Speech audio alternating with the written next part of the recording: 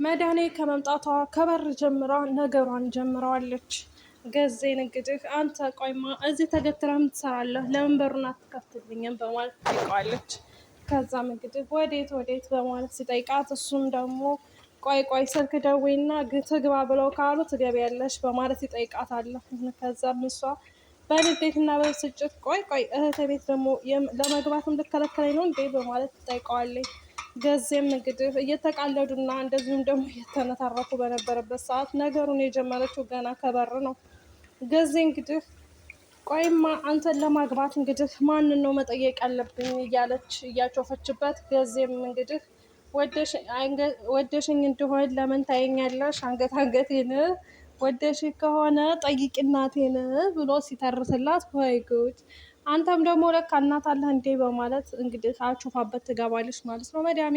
መድኃኔ ነገሩን ከመንገድ ነው የጀመረችው። ገና ከበሩ እንግዲህ ቀጥታ ገብታ ያገኘችው ውሃንና ምጥንን ነበረ። አክስቴ መጣሽ እንዴ ብላ እንግዲህ ውሃ ልትስማት ስትል እንግዲህ ውሃን አንቺ ግጂ ጨምላቃ ብላ ታባረራታለች ማለት ነው። ውሃ ደግሞ በንዴት ቆይ አንቺ አክስቴ አይደለሽ እንዴ ብስምሽ ምን ችግር አለው ትላታለች። እኔ አክስትሽ አይደለም ትሰሚኛለሽ፣ ሁለተኛ አክስቴ ብለሽ እንዳትልኝ ብላ ትጠራታለች። ከዛም እንግዲህ እስኪ ሂጂ ማርታን ጠይሬልኝ ብላ ስትጠይቃት ውሃ ደግሞ ቆይ ማናት ማርታ ትላታለች። እናትሽ ማርታ መሆኗን የማታውቂም አንቺ ጅል ትላታለች። ከዛም እንግዲህ ውሃ ጋር በኃይለኛው ተጣሉና አሁን አክስቴ ብለሽ እንዳትጠሪኝ አላችኝም አልነበር እንዴ?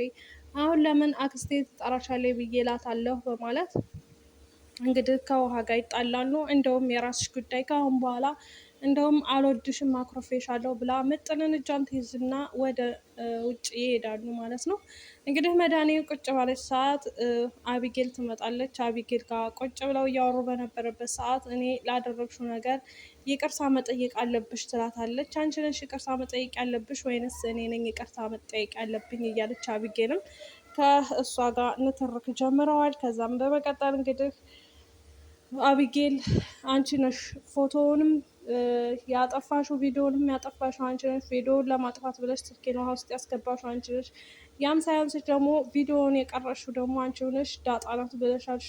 ስለዚህ አንቺ ነሽ እንጂ ይቅርታ መጠየቅ ያለብሽ እኔ ምን ብዬ ነው ይቅርታ መጠየቅሽ በማለት እንግዲህ ከአቢጌል ጋር ንትርክ ይገባሉ። ቢገባሽ አንቺ አሳልፈሽ ሰጠሽኝ እንጂ ለአንቺ ብዬ ነበረ እንደዛ ያደረኩት፣ ግን ያቺ ልጅ ትበጥሻለች አንቺን ስትንከረፈፊ። አንቺ ከየት ነው ቆየት ተፈጠርሽው? እንዴት እንደዚህ ልትቀየር ይቻልሽ? በማለት ከአቢጌል ጋር ይጣላሉ ማለት ነው። አቢጌልን በብስጭትና በንዴት እሷን ትታ እንግዲህ በሩን ከፍታ አባቷን እንዴት ዋልክም እንዴት አደርክም ብላ ሳትለው ጥላው ትወጣለች ማለት ነው። ከዛም በመቀጠል እንግዲህ መንገዷን በጀመረበት ሰዓት አቢጌል አባቷ ቆሞ ቢያያትም ምንም ሰላምታም ሆነ ምንም ነገር አላለችውም። ከዛም በመቀጠል እንግዲህ አባቷ ንትርካቸውን ገና ከሳሎኑ ሰምቶ ነበር እና ቀጥ ብሎ ወደ መድኃኔ አጠገብ ነበር የመጣው።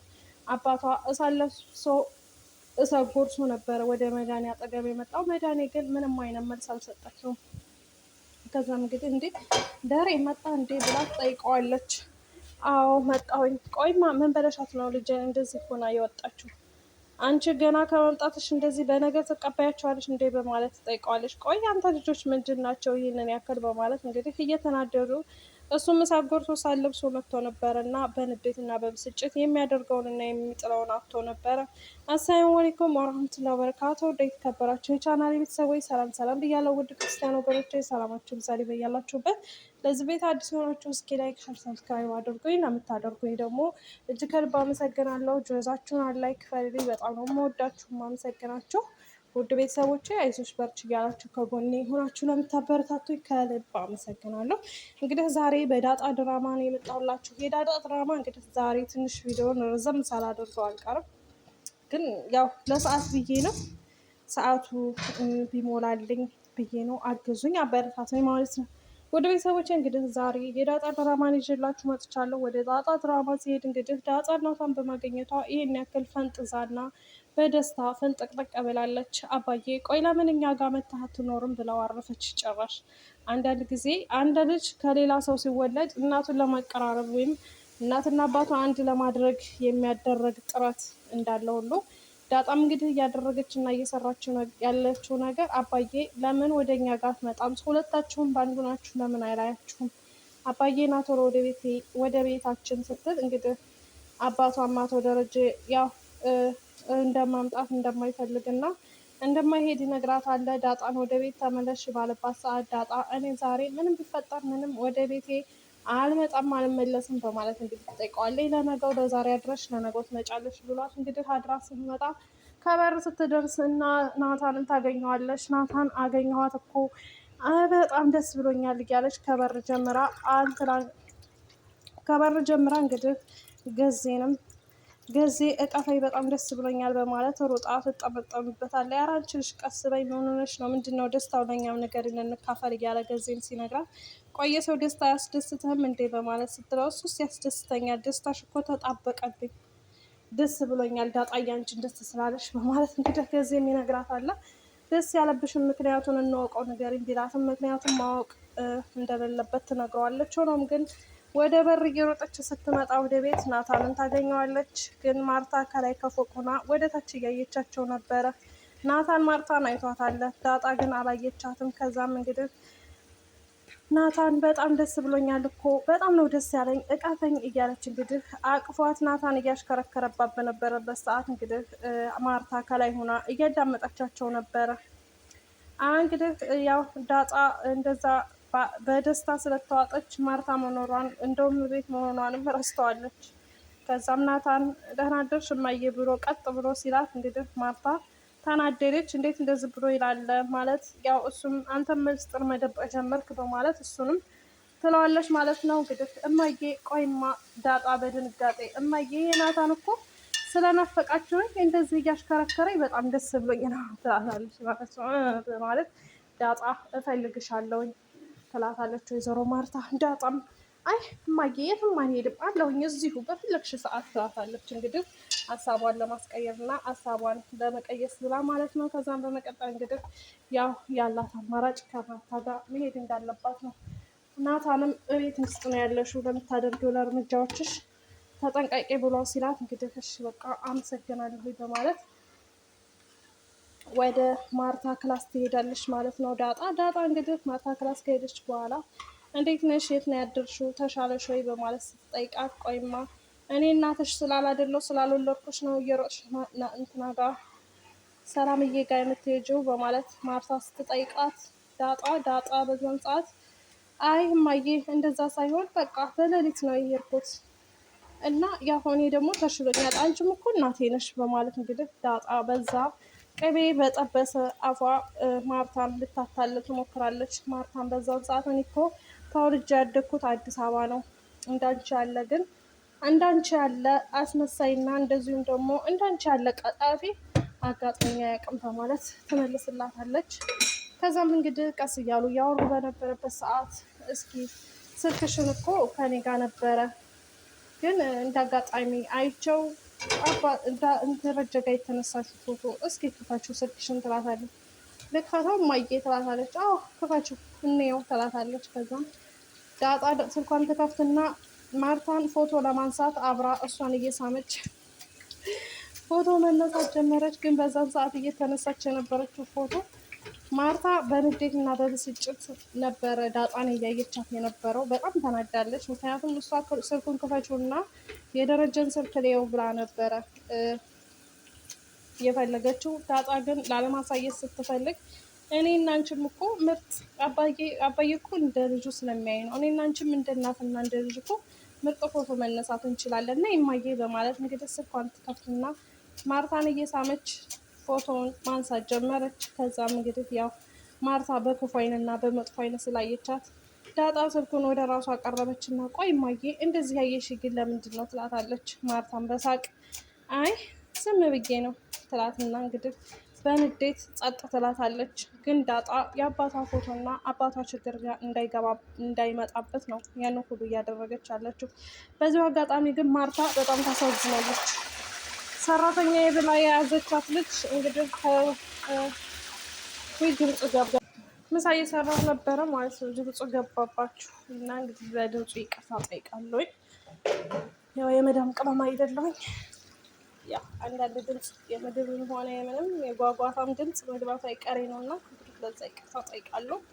በዚሁ አጋጣሚ እንግዲህ ውድ ቤተሰቦቼ ወደ ጀመርኩበት ሀሳብ ስሄድላችሁ ማርታ በጣም ታሳዝናለች። ለምንድን ነው የምታሳዝነው? አንደኛ ሰራተኛ ብላ እዛ ቤት ባስገባቻት ሰዓት አቶ ደረጀን ደግሞ ከልብ ማመን፣ አንዳንድ ጊዜ ወንድ ልጅ ከልብ ማመን ምን ያክል ዋጋ እንደሚያስከፍል በጣም ተረድቻለሁ። ለምን አንድ ወንድ ልጅ ይሳሳታል፣ የማይሳሳት ሰው የለም። የሰው ልጅ በምድር እስካለ ድረስ ፍጹም ነው ማለት አይቻልም።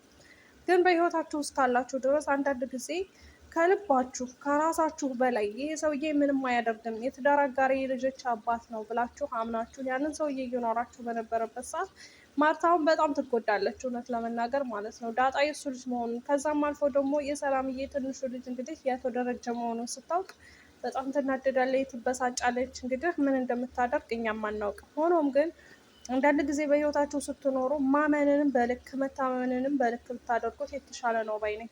ምክንያቱም ማመንን በልክ ስታደርጉት ነገ ጧት የሆነ ነገር ቢፈጠር በዛ በሰው ላይ ያላችሁ እምነት ክስክስ ብላችሁ ከምትወድቁ ይልቅ በትንሹ ተሰብራችሁ ብትኖሩ ይሻላል ብዬ አስባለሁ።